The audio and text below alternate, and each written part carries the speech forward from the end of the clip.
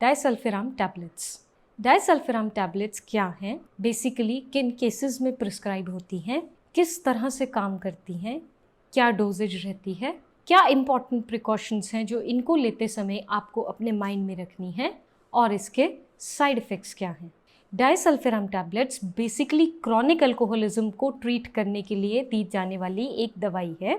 अगर कोई बहुत ज़्यादा शराब पीता है, उसको छोड़ना चाहता है, या फिर कुछ ऐसे लोग जो शराब को नहीं छोड़ पा रहे हैं, उस केस के ट्रीटमेंट के लिए जनरली ये ड्रग प्रिस्क्राइब किया जाता है। ये क्योर नहीं है, बल्कि ये डिस्करेजमेंट करता है आपको अल्कोहल कंज्यूम करने से। मैकेनिज्म ऑफ एक्शन की अगर बात करें तो बेसिकली ये ड्रग क्या करता है, ये ड्रग हमारी बॉडी में जाके एक इम्पॉर्टेंट एंजाइम जैसे कि एल्डिहाइड डिहाइड्रोजनेज उसको डीएक्टिवेट करता है, उसको इनहिबिट करता है, जिसकी वजह से इथेनॉल की इनहिबिशन होती है। और इथेनॉल की इनहिबिशन की वजह से जब आप अल्कोहल कंज्यूम करते हैं तो आपको बहुत अनलाइकली फिजिकल सिम्टम्स आने शुरू हो जाते हैं, जैसे कि आपकी विजन ब्लरी हो जाएगी, इसके अलावा फेस पे फ्लशिंग, बहुत ज़्यादा लाली आ जाएगी, मुंह बहुत ज़्यादा सूज जाएगा, आपको हैंगओवर सा फील होने लगेगा, हेडेक रहेगा।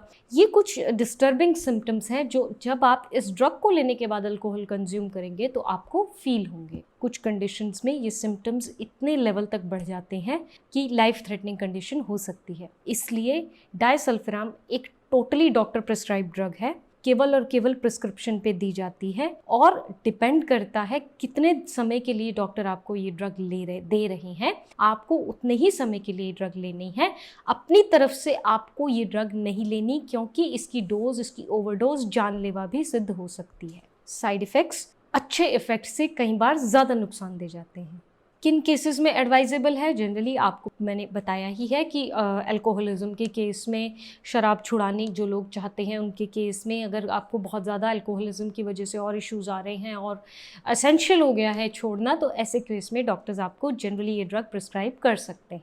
डोजेज की अगर बात करें तो 250 मिलीग्राम की टैबलेट है। इसको आपको च्यू नहीं करना, इसको आपको वाटर के साथ आपको डायरेक्ट स्वेलो करना है। आप विद फूड, विदाउट फूड ले सकते हैं। Once daily, twice daily, depend करता है आपके डॉक्टर पे। उन्होंने आपकी कंडीशन देख के, आपकी एज देख के, जेंडर देख के, किस तरह से सिम्टम्स हैं, उसके अकॉर्डिंग आपको डॉक्टर ये डोजेज डिसाइड करेंगे। कोशिश कीजिए इसकी ओवरडोजेज नहीं होनी चाहिए। क्या इंपॉर्टेंट प्रिकॉशंस हैं जो आपको इसके साथ माइंड में रखनी है? नंबर 1, क्योंकि अल्कोहल के साथ बहुत ज़्यादा रिएक्शन देखने को मिला है, जैसे कि मैंने आपको मैकेनिज्म ऑफ एक्शन में भी समझाया है कि बहुत ज़्यादा फिजिकल डिस्कम्फर्टिंग सिम्टम्स साथ ही आने लगते हैं। तो यहाँ ध्यान ये लेना है कि अगर अल्कोहल नहीं छूट रही है, ये ड्रग लेने के कम से कम 12 घंटे पहले बाद में आप अल्कोहल ना लें। नंबर 2, अल्कोहल के यूज़ कोशिश करें बंद ही कर दें।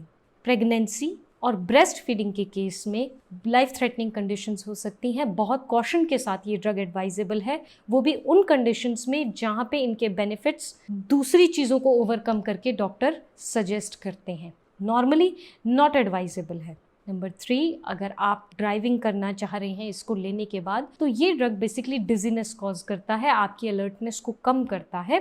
तो ऐसे केसेस में आपको ड्राइविंग भी अवॉइड करने के लिए कही जाती है। अगर आप किसी तरह के और भी ड्रग्स ले रहे हैं, उसकी जानकारी भी डॉक्टर को इसकी प्रिस्क्रिप्शन से पहले दें, क्योंकि ये ड्रग और ड्रग्स के साथ बहुत बुरा रिएक्ट कर जाता है। अगर आप फॉर एग्जाम्पल मेट्रोनिडाजोल लेते हैं, तो मेट्रोनिडाजोल इसके साथ बहुत लाइफ थ्रेटनिंग कंडीशंस को लीड कर सकता है। इसलिए आप डॉक्टर से पहले बताएं आप क्या ले रहे हैं, कैसे ले रहे हैं। उसके बाद आता है कि ये आपके माउथ में एक मेटालिक टेस्ट के कॉज करती है, और अगर 2 से 3 दिन बाद या कुछ लंबे समय तक अगर आप ये ड्रग यूज़ कर रहे हैं, थोड़े समय के बाद ये मेटालिक टेस्ट नहीं जाता, तुरंत अपने डॉक्टर को आपकी सलाह लेनी है। इसके बाद एक और चीज़ आपको ध्यान में रखनी है कि क्योंकि ये अल्कोहल को प्रिवेंट कर रहा है, अल्कोहल के रिएक्शंस को बॉडी में बढ़ा रहा है, तो आपको किसी भी तरह का अल्कोहल इंटेक नहीं रखना है। इसमें ध्यान देना है कि आपको beer, mouth washes, vinegar, including कुछ डिजर्ट्स जिसमें कि अल्कोहल की थोड़ी भी कॉन्सेंट्रेशन होती है, आपको वो यूज़ नहीं करना है। आफ्टर शेव लोशन की भी आपको कुछ डॉक्टर्स जो है वो यूज़ करने की सलाह नहीं देते हैं, क्योंकि ये अल्कोहल के साथ बहुत स्ट्रांगली रिएक्ट कर जाता है। ये कुछ कॉमन प्रिकॉशंस हैं। इसके अलावा अगर आपको क्रॉनिक लिवर डिजीज़ या किडनी डिजीज़ रही है या फिर आपकी हिस्ट्री रही है हार्ट डिजीज़ की, इसके बारे में भी आप अपने डॉक्टर को ज़रूर और ज़रूर बताएं और केवल आगे उन्हीं की सलाह पे आप इस ड्रग को कंटिन्यू करें। डायसल्फिराम बेसिकली कुछ कंट्रीज में बैन हो चुकी है क्योंकि इसके साइड इफ़ेक्ट ज़्यादा देखने को मिलते हैं। तो यहाँ ध्यान में आपको ये रखना है कि आप डॉक्टर की प्रिस्क्रिप्शन पे इसको लें। होपफुली वीडियो आपको अच्छा लगा होगा। वीडियो पसंद आया है तो आप इसको लाइक शेयर सब्सक्राइब ज़रूर कर दें। Thank you.